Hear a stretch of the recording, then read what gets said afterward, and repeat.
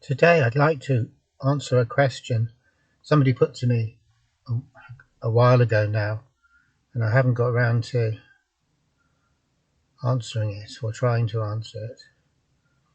And the question was about how we can deal with thinking when it's not negative thinking, but just thinking that keeps coming to us, thoughts that keep popping up, irrelevant kind of thoughts, everyday kind of mundane thoughts, but sort of thoughts that can kind of intrude on us nonetheless. So there's a lot of them, and they're kind of like a background static. So the mind is producing too many thoughts, and even when we're trying to go to sleep, these thoughts will still come along, and they're not at all vital thoughts. They're not pertinent to our situation, and we're not going to get anything out of thinking about them or thinking of them or thinking them other than just getting tired and fed up, really. So this is the useless aspect of thought, junk thought.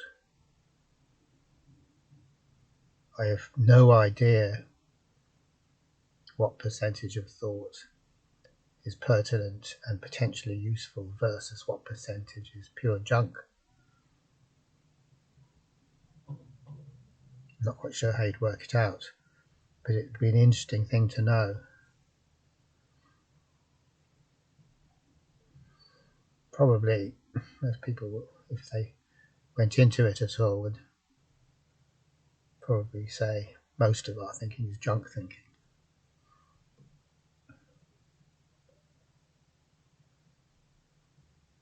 It's like having the hard drive on your computer or laptop infested with rubbish programs that don't really do anything apart from stopping the computer working quickly, doing anything else. Bits of code that are kind of meaningless, or which are totally meaningless, really. So the first thing we could say about thoughts in general is that thoughts are like vampires, really, in that a vampire can't come into the front door unless we invite it in, as is well known. I think most people know that. It's basic etiquette. Well, it's obviously not just etiquette, it's a kind of a thing. They just can't do it. You have to invite them in. So vampirism and vampires are a very potent metaphor for psychic processes or psychic realities. So we should take heed of this and a little bit of wisdom about not inviting vampires in through the front door, which does seem like a foolish thing to do, really, all things considered. So it's definitely true with thoughts. It's true with negative emotions as well, because they are mediated by thought. So if I'm going to sulk, so I open the front door and there's a sulk hanging around out there, I have to invite him in. I have to flirt with this sulk, experiment with what it feels like to be sulking, just to tantalize myself.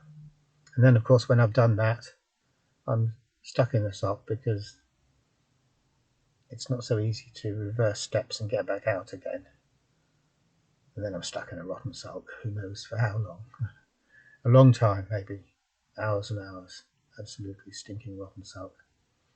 So the thing is, what the hell was I doing? Why did I invite the sulk in?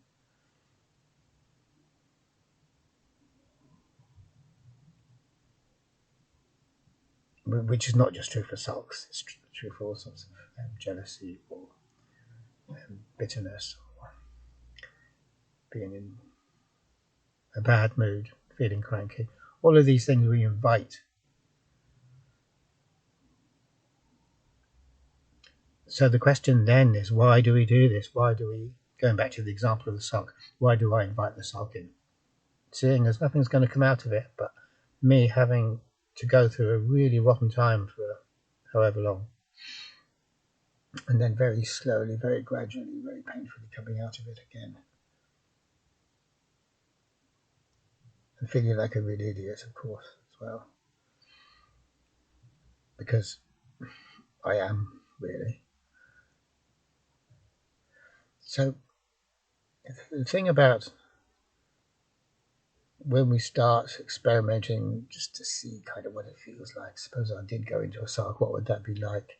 The reason that is attractive and seductive is because it feels good. There's pleasure in it. There's a nice feeling there, a gratifying feeling. It's sweet. It feels really sweet just on that very first instance. And the reason it feels sweet is because in the case of the sulk, I get to exercise self-pity and think about how rotten someone has been to me, or everyone has been to me, or the world has been to me. When I realise how rotten and unfair the world is, that makes me feel good. Initially, just for a short period of time. And then, once the candy coating has gone, which is pretty quick, then I'm left with the real deal, which isn't sweet, which isn't nice at all. But just as you start to lick the candy, it's wonderfully sweet. And we know that this is true for complaining and moaning and whinging and griping and that kind of thing as well. All that kind of business is a right royal pain in the arse. Like if I am spending a lot of time complaining and moaning, I am a pain in the arse to me, to myself. I'm not good company for myself. And I'm a royal pain in the arse to everyone around me as well, who will dearly wish they can get away from me and my interminable whinging. And quite easily I could get locked into that for not just hours but days. I could spend a good part of my life just complaining every time something goes wrong or doesn't go to plan. And in exactly the same way, when I start complaining, there's that lovely sweet taste that hooks me in. So I see the bait on the hook and I give it a bite because I can't help myself. And then I'm snared, I'm hooked. And then it's not as if I'm still enjoying the bait, because at that point I've forgotten about the bait. When a mouse gets caught in a mouse trap and the metal bar comes down in it, the mouse isn't enjoying the cheese anymore. I think it's fair to say that.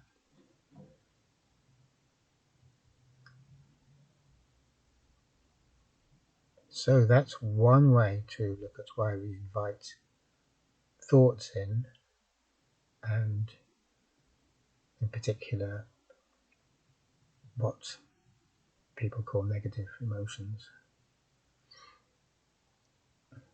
And it's not quite the full answer, because with all of these things, intellectually, rationally, we know that it's a stupid thing to do. We know better than to flirt with it, because we know that it really entails a lot of suffering.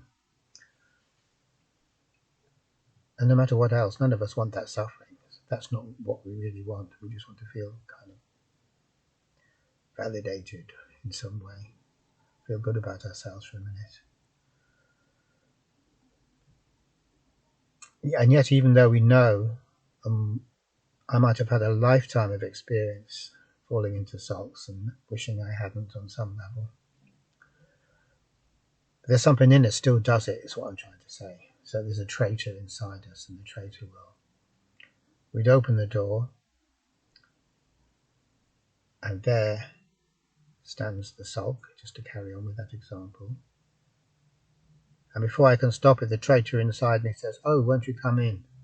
And bang, that's me done. I'm finished then. And as soon as we put it like this, we can see that what we're talking about is addiction. Because anyone who's ever had, and that's probably a lot of us, addiction to something major, not just an addiction to tea or Ovaltine or coffee or something like that, but a kind of more major addiction, such as alcohol or heroin, we know that there is a traitor inside, and we know that that traitor is just waiting to invite the demon in. So there's this conflicted situation, and although it sounds maybe to someone who's somewhat psychologically naive, it might sound a bit strange to say that in each of us there is this traitor who's going to open the door to the enemy. But I think when we've had a bit of experience, we can understand, I think everyone can understand the idea of the traitor within. That I might think I'm the king of the castle and I say what happens, but that's just the hubris of the ego. The ego isn't really in charge. And the part of me that likes to think I can do whatever I want if I make up my mind to do it, that's an illusion. Because there's this kind of conflicted situation going on, really. So I'm being controlled and manipulated by other forces that I don't like to admit that because it doesn't feel good to admit that or to allow ourselves to see it. So we can say that with thinking, that we can say about thinking that it's the same as complaining or moaning or whinging or falling into a rotten sulk, in the sense that there's a kind of sweetness to it. So thoughts are covered in candy, and every time a little thought comes along, and really it's as if, obviously it's not just one thought and then a bit later another thought. Thoughts are always coming along on a conveyor belt, a constant supply of thoughts. Some of them are the same ones, some of them are repeats and repeats and repeats, but still, they're coming along, and each one, when it comes into our field of attention, looks tasty and sweet and we want to lick it. And we do lick it. So thinking a thought starts with licking the candy coated outside. Now with thinking, we could say that the sweetness comes from our rather dumb belief that we're going to get something good out of the thought, even if the same thoughts come a billion times and it's never done us any good at all. We still have, every time it comes and shows itself at the door again, we think, there's something in us, some automatic response thinks, well, maybe this is the one, this time it's going to be different. This time the thought is going to deliver something good, and it's going to be, it's a bit like listening to gossip. Every time we hear a bit of gossip, our ears kind of extend like radar scopes, and we're thinking, oh, this might be something really good, really juicy. And we never get tired of hoping, so that's kind of what it is, really. We're hoping. The thing about thinking is, essentially it represents a solution to a problem. So we're hoping to get something out of our thinking, some resolution. Things aren't right as they are. So maybe every little thought that comes along carries the key of how to fix that or make it better. So we're grasping at the solution of the problem of things not being right, 100% right. There's a kind of discontent in the everyday state of mind that we're in. It's restless and discontented, and that's because it's basically fairly crappy. It's crappy because it's mediated by thought. We're not really getting in touch with anything that's sustaining us or keeping us going. We're just kind of floating around, looking at life pretty much through glass on the other side of it, on the wrong side of it, because that's what thinking does. Sometimes thinking can do that in a really severe way, and we're totally aware of being isolated by thought and cut off by thought and alienated by thought. But for the most part, it's just a kind of a discontent, a feeling that we're not really getting everything that we should be getting. Like maybe we're getting a tiny little slice of the pie, but we know we know that there's a whole pie out there, a whole big juicy pie, and we know that we're not getting it, and we want that pie. We're not content with a few crumbs. But of course, as long as we're living in a thought-mediated way, which is to say, through our thoughts, through our mental anticipation and evaluations, in our world of concepts, we're never going to be getting the pie. We're always just going to be getting crumbs. So we're always going to be discontented in that way. So, ironically enough, it's the fact that we are basing our existence on interpreting everything through the thinking mind that impoverishes our actual existence to varying degrees, but it always impoverishes it, and it always leaves us hungry. So then the ironic thing is that when thought comes along, a little thought comes along, and something in us goes, oh, maybe this is going to be the answer, or maybe this is going to help. Even though it's thought that made us needy or dependent in this way, when thought comes along, we think, oh, this is going to be the answer, and so we grasp automatically at the thought. So we're caught in this kind of ironic loop, really. So if we're going to talk about the idea of there being a traitor somewhere inside us who keeps opening the door, that comes about because our actual mode of existence in the world is conceptually mediated or thought mediated. So I don't live in a direct, spontaneous way. I live in a way that's filtered through thought, and my perception of myself is filtered through thought as well. So not only is thought, it's not just that thought is inside me. I'm actually constructed on the basis of thought. So in that case, just as long as this is the case,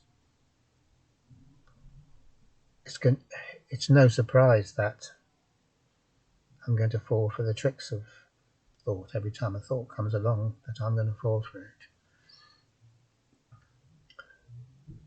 Because I've already been conquered really by thought. It's already infiltrated me to this extent.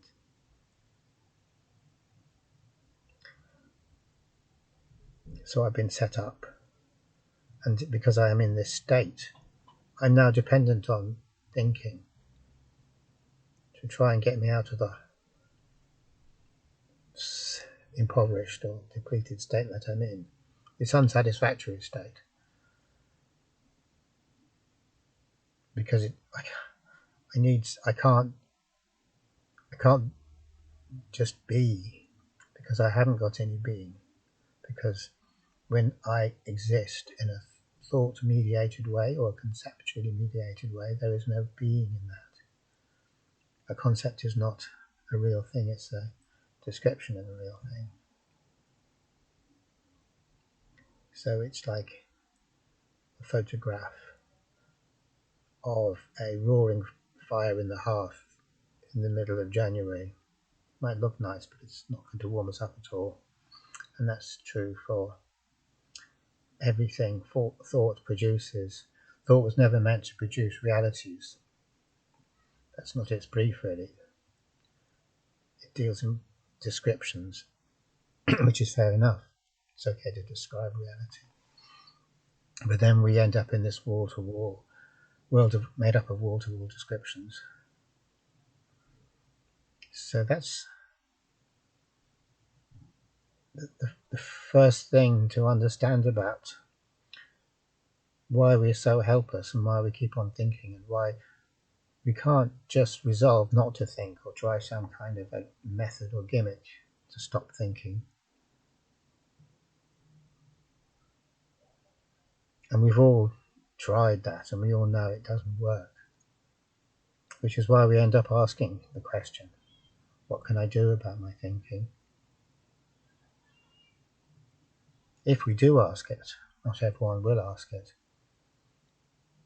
and a lot of people may not see the sense in talking in this way at all anyway.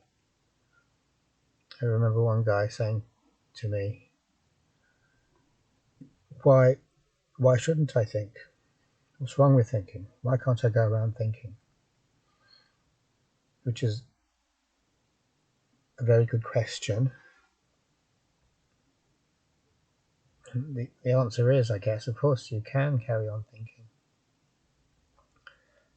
So the answer is, it's not wrong, and you can go around thinking the whole time.